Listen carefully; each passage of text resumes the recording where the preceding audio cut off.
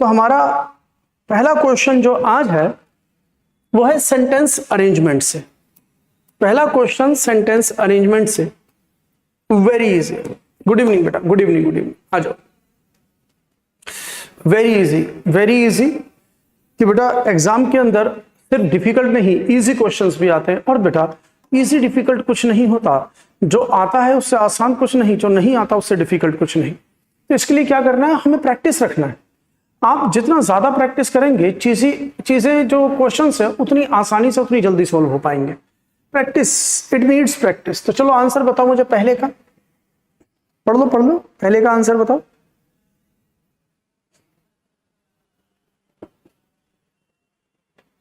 चलिए देखो मैं बताता हूं, आपने कोशिश कर लिया, अब मैं समझाता हूं आपको।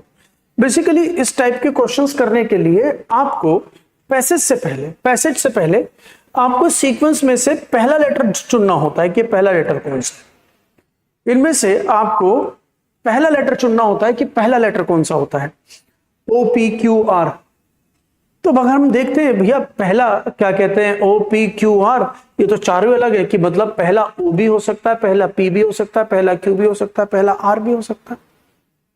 मींस अब जो पहला है वही आखिरी है। मींस आपको सिर्फ ये जानना है कि इस पैराग्राफ का पहला वाक्य कौन सा हो सकता है, शुरुआत कहां से, जहां से शुरुआत है वही आंसर है।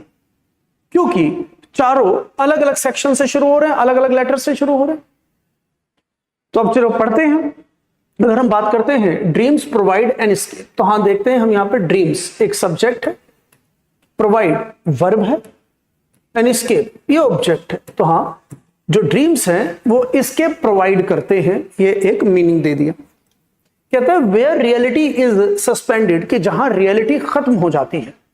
तो ये तो एक एक्सप्लेनेशन है किसी एंटीसीडेंट का एक एक्सप्लेनेशन है। ये तो एंटीसीडेंट का एक्सप्लेनेशन है, वेयर रियलिटी सस्पेंडेड। तो भाई यहां से तो सेंटेंस शुरू नहीं हो सकता, तो इसका मतलब है एंटीसीडेंट इससे पहले चाहिए, इससे पहले एंटीसीडेंट चाहिए। तो इसका मतलब है जो क्यू से शुरू हो रहा है वो पहला हो नहीं सकता। अगला इनटू ए वर्ल्ड, ये तो प्लेस हो गया है, संसार के अंदर प्लेस है, तो इसमें सब्जेक्ट वर्ब नहीं है, तो इसका मतलब है ये पहला नहीं हो सकता। अगर आर पहला नहीं हो सकता तो ये भी गया। अगला बचता है ऑफ एंडलेस पॉसिबिलिटीज। कहता है ऑफ एंडलेस पॉसिबिलिटीज। अगर मैं ऑफ की बात करूं तो ऑफ प्रेपोजिशन है, और प्रेपोजिशन के बाद जो आता है, प्रेपोजिशन आया तो फ्रेज का अंतिम शब्द नाउन, और प्रेपोजिशन के बाद जो आता है वो तो ऑब्जेक्ट बन जाता है। तो हमें पहले ऑब्जेक्ट नहीं, पहले सब्जेक्ट की जरूरत है। तो इसका अर्थ है ये भी पहला नहीं हो सकता। तो अगर ओ भी पहला नहीं हो सकता तो ये भी गया आंसर बी। अब तो और कुछ बचा ही नहीं, फिर तो यही बचा। क्लियर हुआ कि नहीं? और एग्जाम में सिर्फ इतना ही करना है आपको कि आपको आंसर ढूंढना है। आपको अब इसको मतलब रिचेक नहीं करना, आप इसको जस्टिफाई नहीं करना है कि हाँ यही आंसर सही है कि नहीं, क्योंकि इतना आपने कर लिया, आपका आंसर आ गया तो आप आगे बढ़ जाओ। लेकिन अगर आप प्रैक्टिस कर रहे हो तो इसको फिर जस्टिफाई भी कर लो। जैसे पी आर ओ क्यू, तो पी आर ओ क्यू, तो जो पी है वो पहला, आर जो है वो दूसरा, ओ जो है वो तीसरा, और क्यू जो है वो चौथा। तो अकॉर्डिंगली पढ़ लो। ड्रीम्स प्रोवाइड एन एस्केप, सपने जो है एक एस्केप होते हैं, एक बचाव होते हैं, हमें प्रोवाइड करते हैं बचाव, एक बचाव प्रदान करते हैं। फिर सेकंड इनटू ए वर्ल्ड, कि भाई एक बचाव प्रदान करते हैं कि एस्केप इनटू ए वर्ल्ड, और वो हमें ऐसे संसार में ले जाता है, कहता है हमें एक ऐसे संसार में ले जाता है। तो उसके बाद थर्ड ऑफ एंडलेस पॉसिबिलिटीज, कि जहां पर पॉसिबिलिटीज खत्म ही नहीं होती। भाई हम जब सपनों में चले जाते हैं तो भैया हर चीज की संभावना है, हर चीज की, कुछ भी हो रहा है, हर चीज की संभावनाएं हैं, कह रहा हर चीज की संभावनाएं हैं। फिर चौथा वेयर रियलिटी इज सस्पेंडेड, जहां पर असलियत जो है वो खत्म हो जाती है जब हम सपनों में चले जाते हैं। तो कुछ चीज की, हर चीज की संभावनाएं हैं, हर चीज की पॉसिबिलिटीज है, वहां पर रियलिटी खत्म हो जाती है। ये आंसर हुआ। क्लियर हुआ कि नहीं? गुड इवनिंग बच्चों, गुड इवनिंग, गुड इवनिंग। अब अगला क्वेश्चन, तो देखो ये रीडिंग का था, हमने सेंटेंस अरेंजमेंट लिया। अब अगला क्वेश्चन जो है वो क्या कहता है, आपको एडवर्ब ढूंढना। कह रहा है इसके स्थान पर एक एडवर्ब लगा दो। कहता है इसके स्थान पर एक एडवर्ब लगा दो। अब गुरु की बात मानो, देखो गुरु की बात क्या कह रहा था। वैसे तो गुरु मैं हूं, लेकिन नाम का गुरु ये है, मैं काम का गुरु। गुरु की बात मानो, गुरु क्या कह रहा है देखो, सुना करो यार। तो कभी कभी बच्चों की बातें सुना करो, हमेशा टीचर की सुनते रहते हो, बच्चों की भी सुनो। गुरु कितनी बढ़िया बात कह रहा है। हाँ जी, अगला, we considered in brief the long term solution to the problem. तो कहता है हमने जो कंसीडर किया था बड़े ब्रीफ में द लॉन्ग टर्म सॉल्यूशन, कि लॉन्ग टर्म सॉल्यूशन को बहुत ब्रीफ में कंसीडर किया था टू द प्रॉब्लम, उस प्रॉब्लम का। तो आंसर कह रहा है एडवर्ब। तो देखो अब बात बताऊं, जिस वर्ड के एंड में लेस होगा वो एडजेक्टिव होगा, जिस वर्ड के एंड में लेस होगा वो एडजेक्टिव होगा, और जिस वर्ड के एंड में नेस होगा वो नाउन होगा। तो जो लेस है वो एडजेक्टिव सफिक्स है, पर जो नेस है वो नाउन सफिक्स है। ठीक है, अब ब्रीफ जो होता है वो एडजेक्टिव भी होता है और ब्रीफ नाउन भी होता है। ब्रीफ दोनों तरीके से काम करता है, ये एडजेक्टिव की तरह भी काम करता है, नाउन की तरह भी, एडजेक्टिव की तरह भी काम करता है, नाउन की तरह भी। तो ये तो या तो एडजेक्टिव है या फिर ये नाउन है। तो भाई हमें क्या चाहिए, हमें एडवर्ब। तो इसका मतलब है तीनों में से कोई भी एडवर्ब नहीं है, तो तीनों में से कोई भी आंसर नहीं है। तो हमारा एक नियम है, अगर हम एडजेक्टिव में ly ऐड कर दें, अगर हम एडजेक्टिव में ly ऐड कर दें, इट बिकम्स एडवर्ब। तो एडवर्ब बन जाता है। तो ब्रीफ जब एडजेक्टिव है, एडजेक्टिव में ly लगाओगे तो ये एडवर्ब बन जाएगा। तो आंसर होगा ए, आंसर होगा ए। तो देख लो बेटा, ये क्वेश्चंस जो है एग्जैक्टली ग्रामर की भी पूछता है आपसे कि आपको noun, pronoun, adjective, verb, adverb, preposition, conjunction, interjection, इन सब शब्दों का वर्ड टू वर्ड आइडिया है। तो मैं आपको बार बार कहता हूं एक ही चीज कि बेटा पूरे वाक्य को इकट्ठा नहीं समझा जाएगा, पूरे वाक्य को इकट्ठा नहीं समझा जाएगा, वाक्य के अंदर शब्दों के जरिए उन्हें तोड़कर सीखो। पार्ट्स ऑफ स्पीच में हर शब्द आपको पता होना चाहिए, शब्दों को पार्ट्स ऑफ स्पीच में तोड़िए।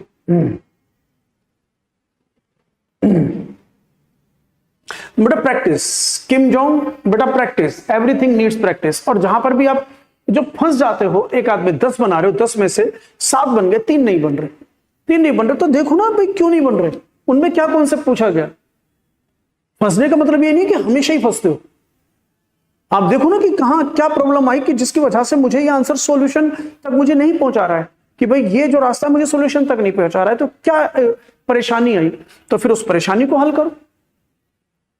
हाँ जी, अगला, select the sentence with the appropriate use of preposition. अब कह रहा प्रेपोजिशन का आपको एप्रोप्रिएट यूज बताना है। तो पूरा सेंटेंस बिल्कुल ठीक है, इस प्रकार के आसान होते हैं कि जहां चारों सेक्शंस में, चारों ऑप्शंस में सेम सेंटेंस होता है, बस एक जगह थोड़ी दिक्कत देता है, ये आसान होता है। हाँ, वो डिफिकल्ट हो जाते हैं जब चारों सेंटेंस अलग होते हैं, तब कहता है कि एक गलत निकालो या चारों में से एक सही निकालो, वो थोड़े डिफिकल्ट पड़ते हैं, उसमें टाइम लगता है। डिफिकल्ट तो क्या टाइम लगता है, बस इनमें टाइम नहीं लगता। अब सीधा सीधा कह दिया कि प्रेपोजिशन, तो to Sunday morning, at Sunday morning, in Sunday morning, on Sunday morning, तो बेटा ऑन आएगा, तो संडे मॉर्निंग के साथ ऑन। तो देखो अगर संडे होगा तो संडे के साथ तो आप ऑन लगाओगे, लेकिन मॉर्निंग होगा, अगर मॉर्निंग अकेले होगा, अकेले संडे है तो ऑन लगाओगे, अकेले मॉर्निंग है तो इन लगाओगे, लेकिन इनके साथ द आना जरूरी है। लेकिन अगर इकट्ठे आ जाएगा, अगर इकट्ठे आ जाएगा कि संडे मॉर्निंग, दोनों इकट्ठे आ गए, संडे मॉर्निंग, संडे इवनिंग, तो उस वक्त आप ऑन लगाएंगे। ये क्लियर हुआ बेटा? चलिए अगला क्वेश्चन आपकी स्क्रीन पर ब्लैंक से। हाँ देखो, आपने कहा जल्दबाजी में, तो इसको ऐसे समझे कि बेटा जो छोटा बच्चा होता है ना, पहले चलना सीखता है, बाद में दौड़ना। तो पहले फोकस करो चलने पर, बाद में दौड़ने पर। मतलब मैं कहना क्या चाहता हूं, पहले आप करेक्टनेस पे ध्यान दो, स्पीड पर बाद में। क्योंकि जितने ज्यादा आप करेक्ट करेंगे ना, जितने ज्यादा करेक्ट करेंगे तो मतलब आप ज्यादा करेक्ट कर रहे हो तो स्पीड अपने आप बढ़ेंगे। लेकिन स्पीड के चक्कर में करेक्टनेस बिगाड़ रहे हो, वहां दिक्कत हो जाएगी। तो वहां पर आपको क्या करना है, पहले करेक्टनेस पे ध्यान दो, स्पीड अपने आप धीरे धीरे बनेंगे। हाँ जी, motorist committing this infraction are dash fine. तो इसका इन्फेक्शंस का मतलब होता है उल्लंघन करना, इसका मतलब होता है उल्लंघन करना, इन्फ्रैक्शन, उल्लंघन करना। तो देखिए अब ये क्या है, ये हमारा सब्जेक्ट है मोटरिस्ट, ये क्या है, ये डिस्क्रिप्टर, ये डिस्क्रिप्शन है, ये डिस्क्रिप्शन है, और ये आर वर्ब से जो शुरू हो रहा है ये प्रेडिकेट, ये प्रेडिकेट। और जो डिस्क्रिप्शन है, डिस्क्रिप्शन जो है वो रिलेटिव प्रोनाउन से शुरू होता है, और कई बार रिलेटिव प्रोनाउन हम हटा भी देते हैं। Motorist who are committing this infection, who are committing, यहां पे हु के साथ आर भी है जो छुपा दिया, हु के साथ आर भी है, हु आर। तो कई बार रिलेटिव प्रोनाउन और हेल्पिंग वर्ब को छुपा लेता है। तो ये हमारा डिस्क्रिप्शन है, इतना डिस्क्रिप्शन है, ये सब्जेक्ट है, ये प्रेडिकेट है, तो ये रिलेटिव क्लॉज है। डिस्क्रिप्शन जो रिलेटिव क्लॉज है। हम क्या कहते हैं, मोटरिस्ट आर डैश फाइन। जो मोटरिस्ट है मतलब जिनके पास मोटर गाड़ियां हैं उनके ऊपर डैश फाइन किया गया। उनके बाद होली, कंप्लीटली, होली का मतलब कंप्लीटली फाइन किया गया। हार्डली, ना के बराबर फाइन किया गया। स्लोली, धीरे धीरे फाइन किया गया। यार ये तो लॉजिक ही खत्म कर देता है ना, स्लोली धीरे धीरे फाइन किया गया। कंप्लीटली, पूरी तरह से फाइन किया गया, ये लॉजिकली गलत हो गए। हार्डली, ना के बराबर फाइन किया, या हेवीली, बहुत ज्यादा फाइन किया। अब ये थोड़ा मीनिंग देते हैं। हार्डली नेगेटिव वर्ड है, सेमी नेगेटिव वर्ड है, जिसका मतलब है ना के बराबर। तो जो मोटरिस्ट है उनके ऊपर ना के बराबर फाइन किया गया, और जो मोटरिस्ट है उनके ऊपर हेवीली फाइन किया गया। अब इन दोनों में से एक हो जाएगा। तो अब क्या कहते हैं, who are committing this infraction, जो कमिटिंग, जो क्या कहते हैं, उल्लंघन कर रहे हैं। तो अगर कोई भी ट्रैफिक के नियमों का उल्लंघन कर रहा है तो उसके ऊपर ना के बराबर फाइन किया जाएगा या हेवीली। तो दैट्स इट, आप इसे नहीं ले सकते हेवीली फाइन। क्लियर हुआ बेटा?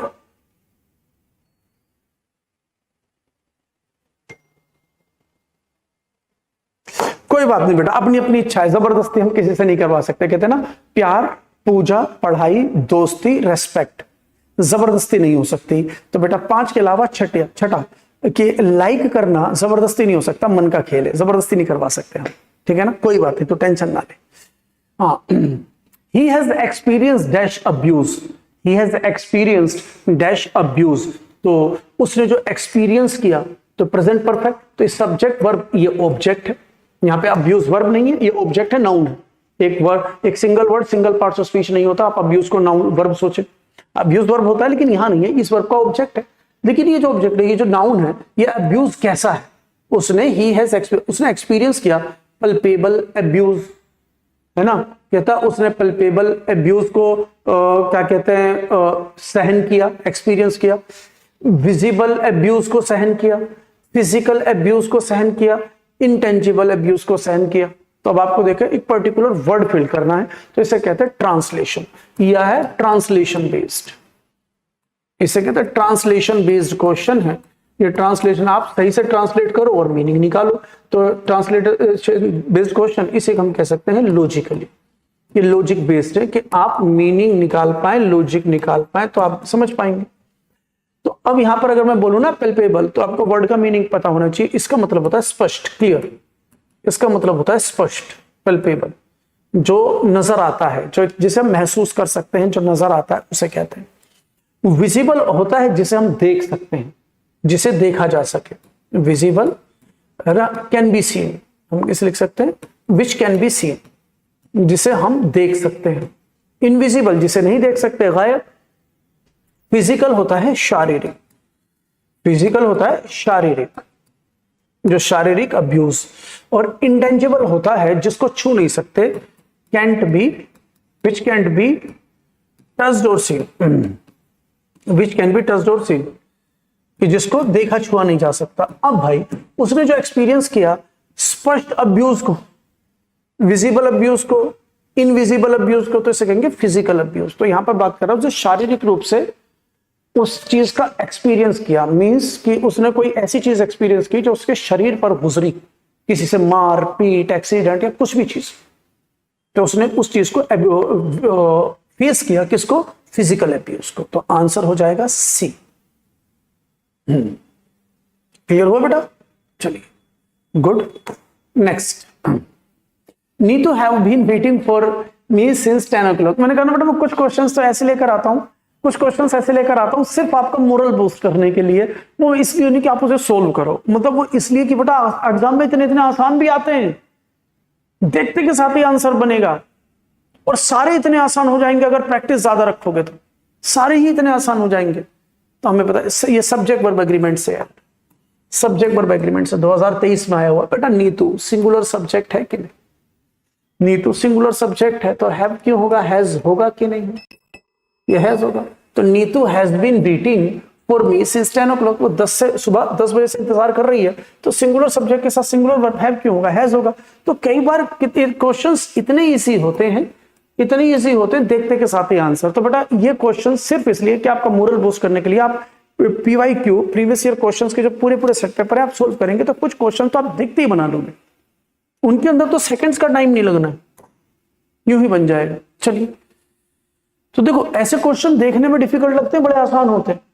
जहां एक ही सेंटेंस को 4 बार लिखा जाए उसमें 4 जगह अलग अलग डिफरेंस पैदा कर देगा, उस डिफरेंस के अकॉर्डिंग आपको आंसर देना पड़ेगा, उस डिफरेंस के अकॉर्डिंग आंसर देना पड़ेगा। देख लीजिए कौन से सेम सेंटेंस है, बस एक जगह इसके अंदर उसने डिफरेंस पैदा कर दिया है और वो डिफरेंस देख लो। तो क्या डिफरेंस पैदा किया उस डिफरेंस, देखो इधर आर है, इधर हैज है, इधर इज है, वर्ब में इधर इज है, तो इधर प्लूरल वर्ब, इधर singular singular singular.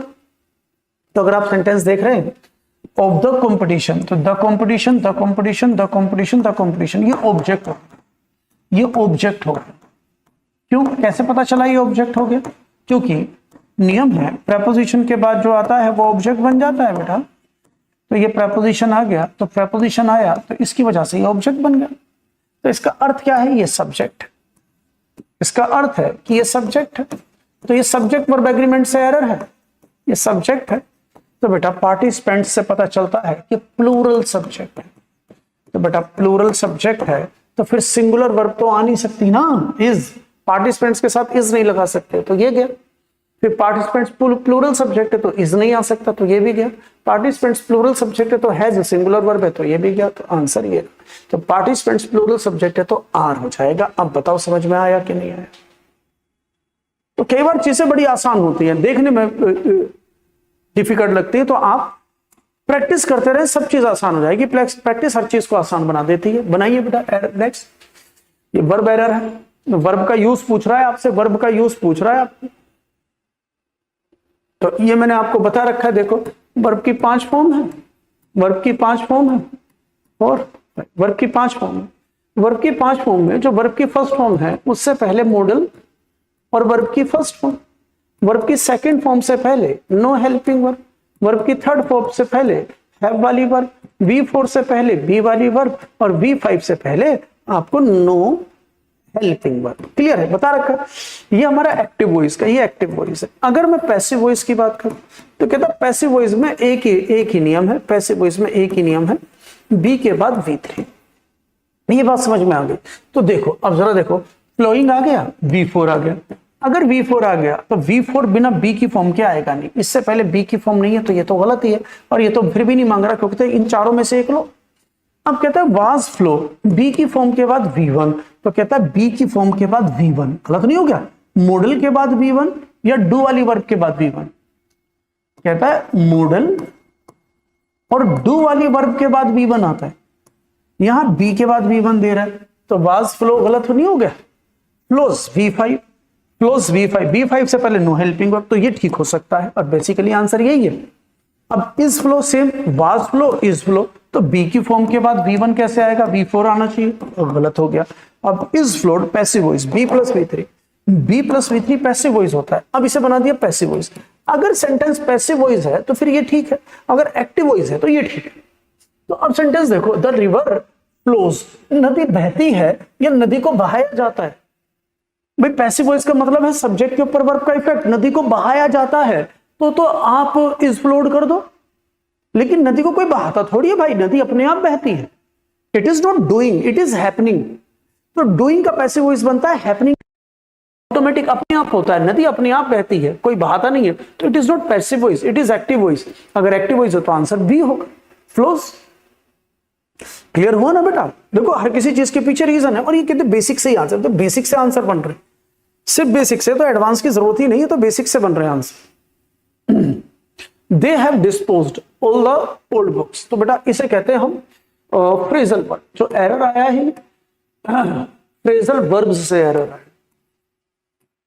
Phrasal verb से एरर आया। जब वर्ब के साथ प्रेपोजिशन लगे और वर्ब का अर्थ बदल जाए, वर्ब के साथ प्रेपोजिशन लगे और वर्ब का अर्थ बदल जाए, तो उसे हम फ्रेजल वर्ब कहते हैं।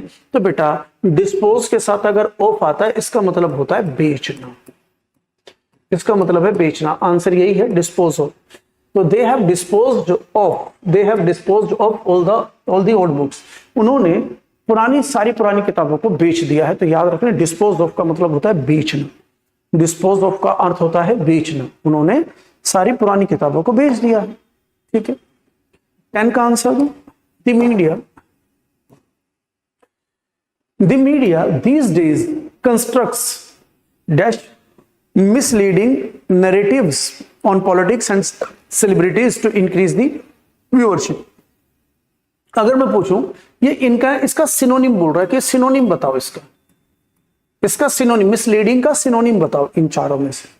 वो ये कहना चाहता है तो बाकी सिनोनिम नहीं है, ये सिनोनिम का क्वेश्चन नहीं है ब्लैंक का, लेकिन क्वेश्चन इस तरीके से पूछा है, कह रहा है मैं यहां से मिसलीडिंग हटा दूं, मिसलीडिंग को दर्शाते हुए एक शब्द लिखो ताकि इसका मीनिंग क्लियर हो जाए। वो कहना क्या चाहता है कि मीडिया इन दिनों जो है ना वो कंस्ट्रक्ट, वो बनाती है या बना रही है कि मिसलीडिंग, वो मिसलीड कर रही है, ऐसा नैरेटिव बना रही है जिससे मिसलीड हो रही है पूरी जनता।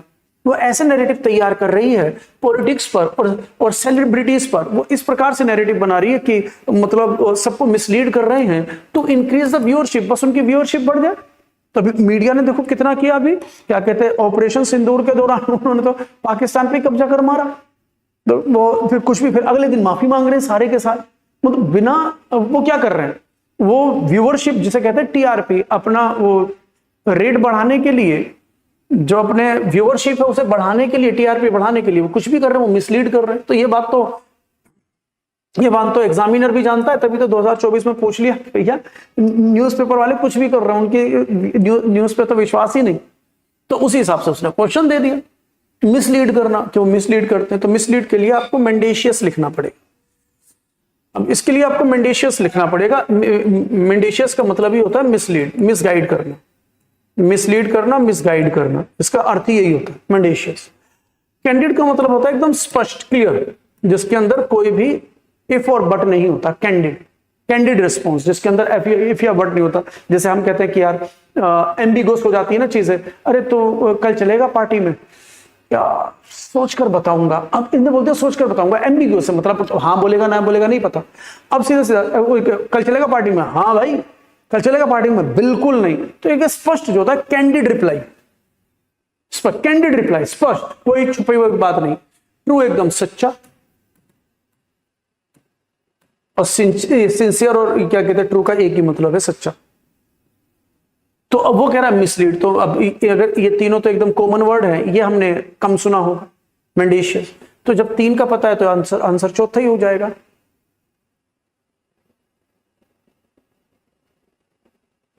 सही कह रहा है, बेरोजगार का वो मतलब सही टाइम पास कर रहा है वो। हाँ बिल्कुल, पेल्पेबल और टेंजिबल ये जो होते हैं वो सिनोनिम है, बिल्कुल ठीक है। अब देखिए अगला, इवेल्युएट।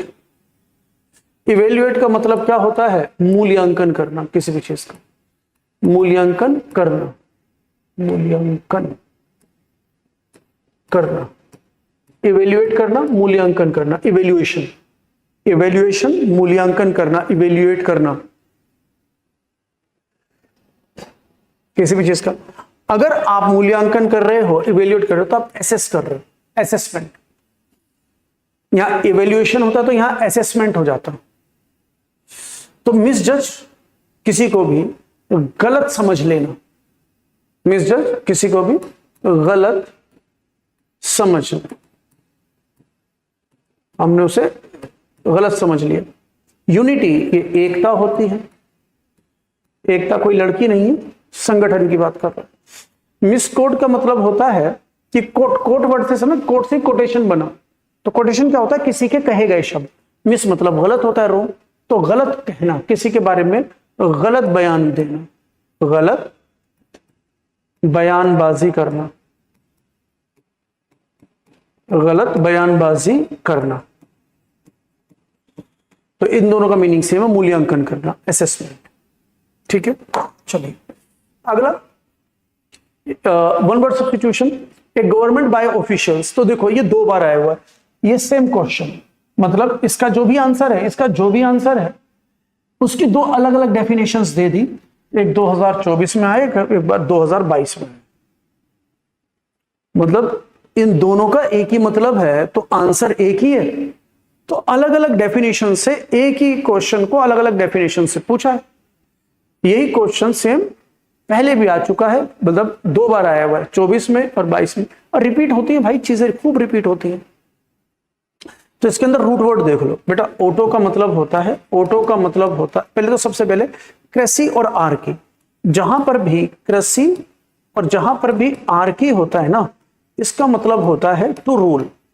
तो रूल का मतलब शासन करना, इनका मतलब होता है शासन करना, ये रूट वर्ड है बेटा। तो रूल शासन करना। और हम बात करते हैं ऑटो। ऑटो का मतलब होता है सेल्फ, अलोन, अकेला, एक का शासन। मोनार्की में जो मोनो है, तो सोलो और मोनो का सोलो, मोनो, ऑटो एक ही मीनिंग है, मोनार्की। और प्लूटोक्रेसी में जो प्लूटो है, इसका मतलब होता है वेल्थ, पैसा, धन संपत्ति। अब इसके अंदर जो शब्द है ब्यूरो, एक रूट वर्ड है ब्यूरो, BUREAU, इसका मतलब होता है गवर्नमेंट डिपार्टमेंट। ब्यूरो जो होता है वो गवर्नमेंट डिपार्टमेंट होते हैं। तो कहता है एक गवर्नमेंट बाय ऑफिशियल्स, ऑफिसर लोगों की जो सरकार होती है वो होती है ब्यूरोक्रेसी। कहता है कि ऐसी गवर्नमेंट दे टेक्स डिसीजन, जो डिसीजन लेती है based on the recommendations of state. कहता है स्टेट के रिकमेंडेशन पर, स्टेट ऑफिशियल्स के रिकमेंडेशन पे जो सरकार बनती है, इंस्टेड ऑफ इलेक्टेड रिप्रेजेंटेटिव्स। मतलब ब्यूरोक्रेसी एक ऐसी सरकार होती है, ब्यूरोक्रेसी एक ऐसी सरकार होती है जिसके अंदर जो ऑफिशियल्स हैं वो चुनकर नहीं आते, वो नेता नहीं होते, नेता चुनकर जाते हैं। ये IAS IPS लोगों की सरकार है। जब लोगों को ऐसा लगता है, IAS IPS लोगों को कि जो नेता लोग हैं यार, ये तो देश का को बर्बाद कर रखा है इन्होंने, तो वो उनको हटाकर अपनी खुद की सरकार चलाने लगे। ये इलेक्शन के जरिए नहीं चुनी जाती, ये बस स्टेट की जरूरत को देखते हुए, राज्य की, देश की जरूरत को देखते हुए वो अपना सरकार चलाने लगते हैं। तो वो जो सरकार होती है वो ब्यूरोक्रेसी होती है, ब्यूरोक्रेसी। ऑटोक्रेसी क्या होता है?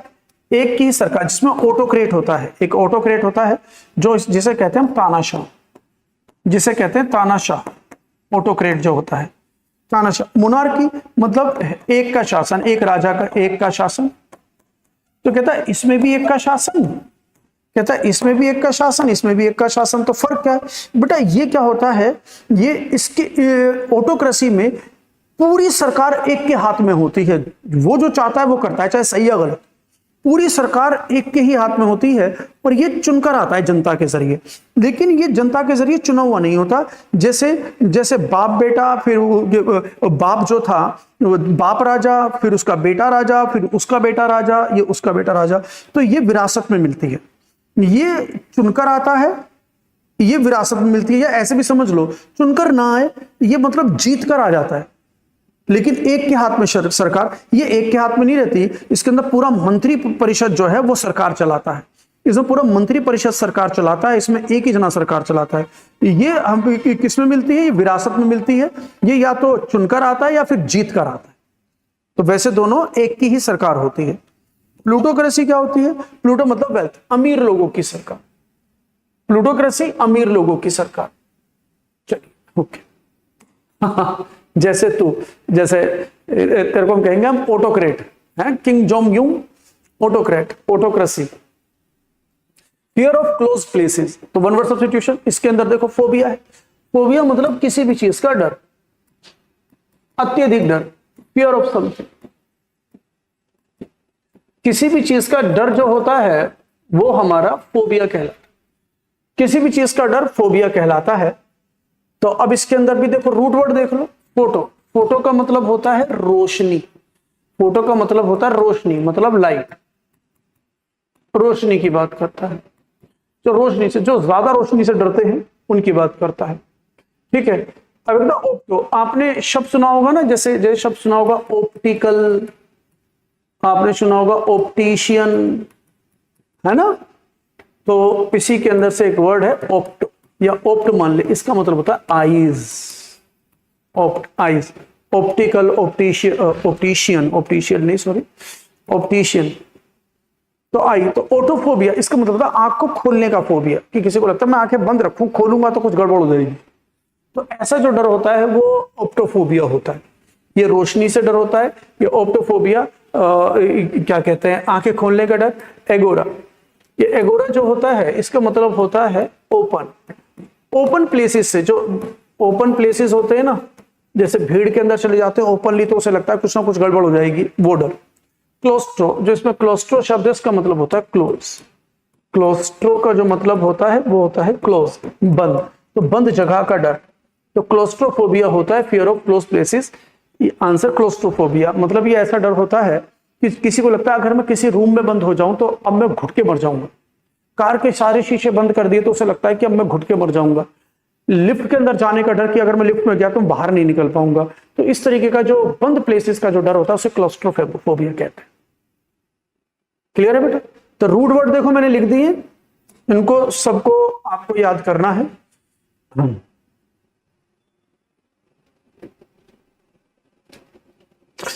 तो लड़कियों से जो डर रहे ना उसे कहते हैं गायनेकोफोबिया, इसे कहेंगे गायनेकोफोबिया।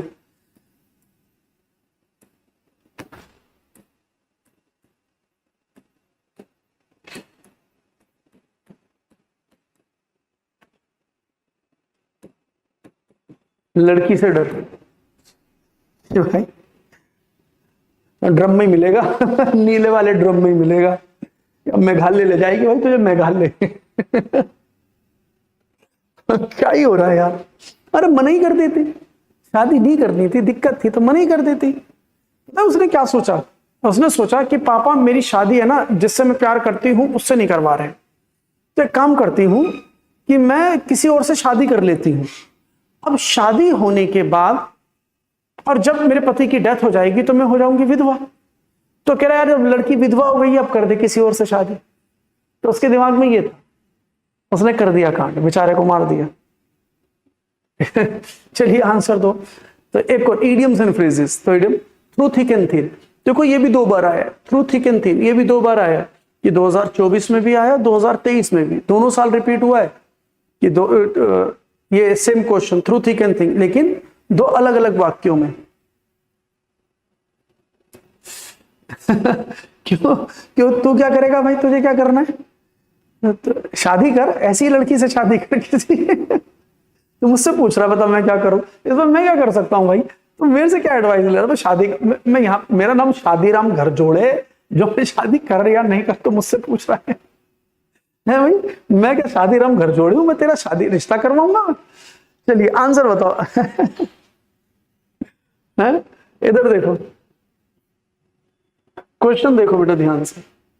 तो ये कहता है Radhika stood bye Monika's side, जो स्टैंड बाय, स्टूड बाय और स्टैंड बाय ये एक क्या कहते हैं फ्रेजल, क्या कहते हैं फ्रेजल वर्ब है जिसका मतलब होता है साथ देना। स्टैंड बाय साथ देना। तो कहता है Radhika stood by Monica side, कि वो हमेशा उसकी साइड में ही रही, उसको साथ दिया हमेशा। थ्रू थिक एंड थिन इसका मतलब होता है हर हाल में हर अवस्था में, हर हाल में हर अवस्था में।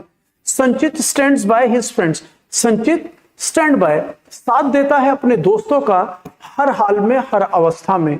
तो आंसर होगा सी, अंडर ऑल कंडीशन, हर कंडीशन में, नो मैटर कोई प्रभाव नहीं पड़ता, हाउ चैलेंजिंग और डिफिकल्ट, चाहे कितनी भी चैलेंजिंग और कितना भी डिफिकल्ट सिचुएशन हो, तो भैया हर कंडीशन में साथ देना। क्लियर हुआ बेटा? नन बच्चे? तो ये हो जाएगा थ्रू थिक एंड थिन, हर अवस्था में हर कंडीशन में। एक और idiom phrase, Reena pulled a long face since her husband had not bought her A diamond necklace on their anniversary, on their anniversary.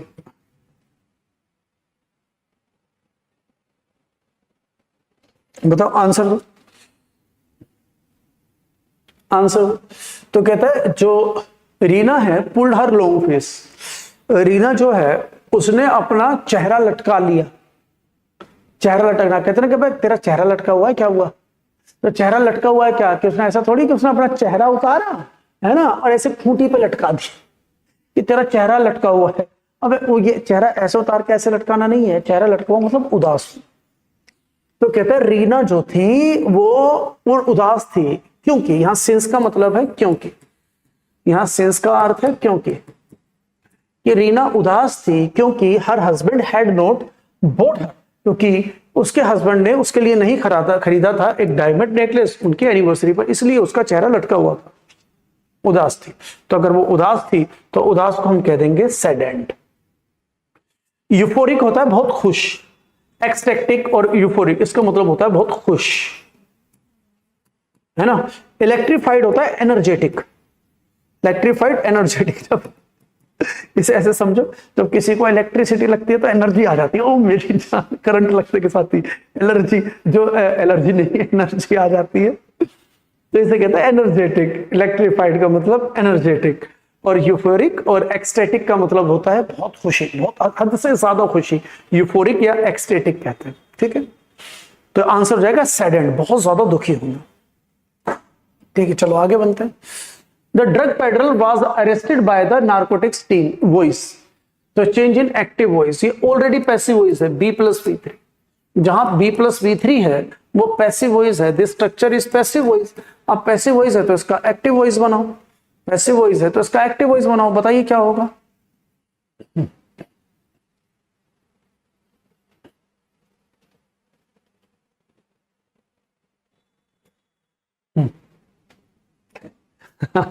देखिए B+V3, अब मैं आपको बताऊं B+V3 वाज+V3 है ना।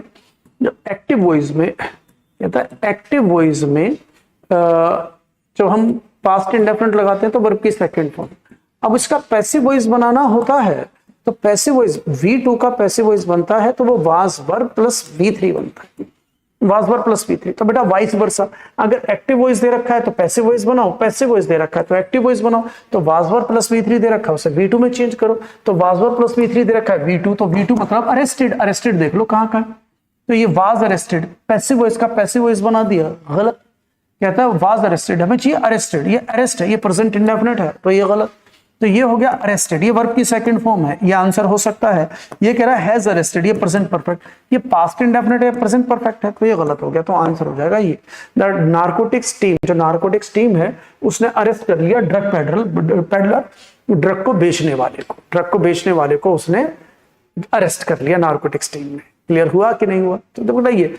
अब आप वर्ब, मतलब पैसिव वॉइस में मैंने आपको बार बार बताया है, बार बार बताऊंगा, पैसिव वॉइस में आपका 90% जो क्या कहते हैं प्रॉब्लम मिलेगी वो वर्ब में मिलेगी। सबसे पहले वर्ब ही देखो, फिर इधर उधर दाएं बाएं ऊपर नीचे देखो। सबसे पहले verb, I will be gifted A fancy doll bye them the next day, it is also passive voice. देखो मॉडल, मॉडल के बाद B+V3, जहां B+V3 है वो पैसिव वॉइस है, जहां B+V3 है वो पैसिव वॉइस है बेटा। तो देखो हम बात करते हैं एक्टिव वॉइस, हम बात करते हैं पैसिव वॉइस। तो मॉडल की बात करते हैं, एक्टिव वॉइस में हम मॉडल के बाद वर्ब की फर्स्ट फॉर्म लगाते हैं। पैसिव वॉइस में मॉडल सेम रहता है, मॉडल सेम रहता है और B+V3 का इस्तेमाल करते हैं, तो ये V1 B+V3 में बदल जाता है। तो अब हमारा ऑलरेडी पैसिव वॉइस दे रखा है model B+V3, will be gifted, will be gifted already passive voice है। इसे एक्टिव वॉइस बनाओगे तो इसको इसमें चेंज करो, मॉडल सेम रखना, मॉडल सेम नहीं चेंज नहीं होता, क्योंकि जब भी हम एक्टिव वॉइस से पैसिव वॉइस में बदलते हैं सब कुछ बदलता है, टेंस और सेंस नहीं बदलता। आपने मॉडल बदल दिया तो सेंस बदल जाएगा, मूड बदल जाएगा। तो सेम मॉडल रखकर B+V3 का V1 बना दो, मॉडल प्लस V1 ढूंढ लो कहां का है, मॉडल प्लस V1। तो मॉडल क्या है यहां पर विल, और V1 क्या लेंगे गिफ्ट का, तो विल गिफ्ट देख लो कहां का है, विल गिफ्ट चाहिए, ये गिफ्टेड कर दिया तो गलत, आर गिफ्टिंग कर दिया तो गलत, गिफ्ट कर दिया तो गलत, तो विल गिफ्ट एक ही जगह है तो आंसर डी, विल गिफ्ट एक ही जगह है तो आंसर डी। तो अगर हमारा ये क्वेश्चन होता तो आंसर जो है वो यही बनता। अब ये क्वेश्चन है तो आंसर ये बनेगा। क्लियर हो रहा है ना मेरे बेटा? ठीक है, अगर ये क्लियर हो रहा है तो आगे देखो। अब आगे हमारा नरेशन, अब आगे हमारा नरेशन बनाइए।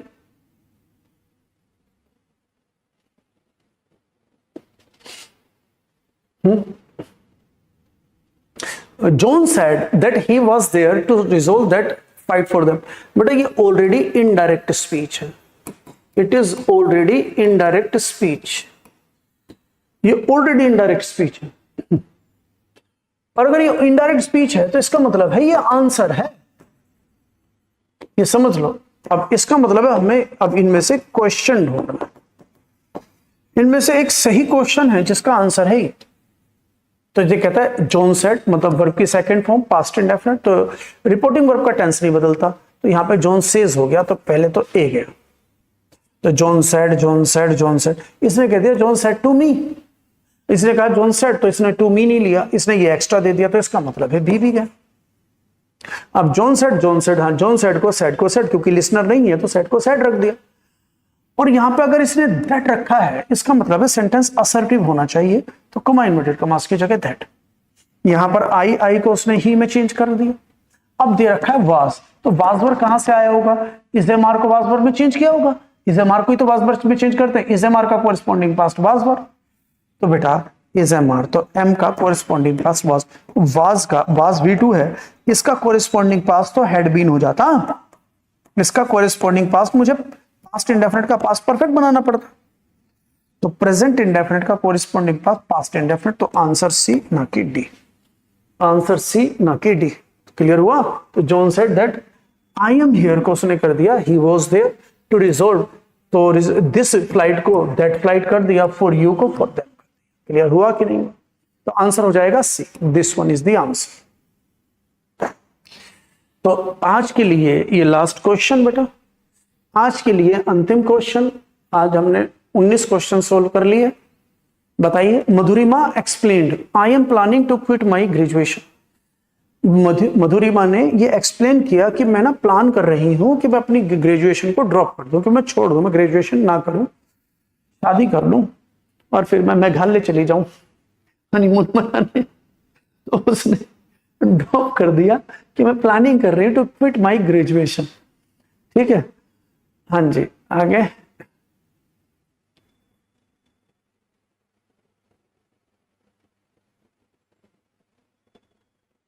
क्लियर?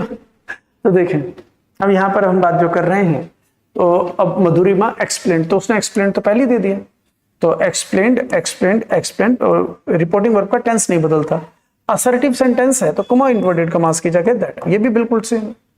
आई को मधुरिमा जो मेल है शी से करेंगे तो इसका बन जाएगा, मधुरिमा शी से करेंगे शी, स्पीकर को स्पीकर से चेंज करते हैं, मधुरिमा मतलब शी का सब्जेक्टिव केस शी हो गया, दे रखा।